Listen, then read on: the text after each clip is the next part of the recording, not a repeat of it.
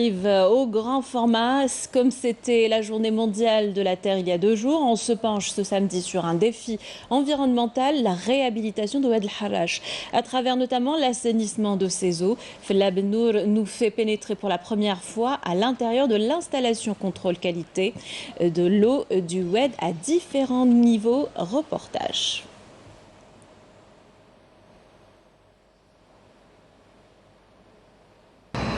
À proximité de Oued El Harrach, les installations consacrées entre autres au pré-traitement de l'eau se font entendre dans cette firme pharmaceutique dans la zone industrielle de Sammar.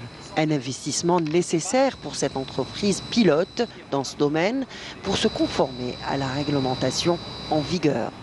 Tous les rejets passent par ce bac de décantation. En deuxième, après ça passe par une station de pompage qui va envoyer vers un homogénéisateur qui permet un petit peu d'avoir un rejet conforme à la réglementation. Nous avons eu déjà 2 autorisations de rejet de la part de la direction des ressources humaines. La dernière, ça a été acquise en janvier 2021 et ça va vers la station d'épuration de Baraté. La station où sont traités quotidiennement plus de 200 000 mètres cubes d'eau usée, principalement de la wilaya d'Alger. Une quantité qui dégage plus de 80 tonnes de boue. Les 2 tiers, ils partent directement vers Oued El Harrach et le 1 tiers restant, en l'occurrence 100 000 mètres cubes jour, elle soit pompée via une station de pompage pour être injectée une nouvelle fois dans l'Oued El Harrach, dans la localité de Ben Talha. Ces eaux usées qui sont traitées après subissent un traitement très complexe par filtration sur sable et désinfection par UV. Et elle va servir quand même comme un débit d'étiage pour la renaissance de Oued El Harrach.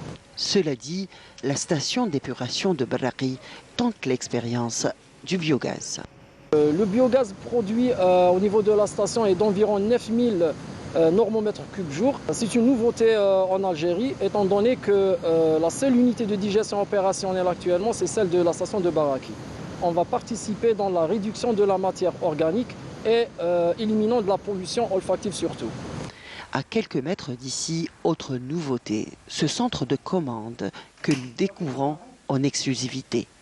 Doté d'une technologie de pointe, ici, ces jeunes ingénieurs et techniciens scrutent des indices et des paramètres enregistrés par les différentes stations. Des données indispensables, entre autres, pour la préservation de l'environnement et de l'écosystème.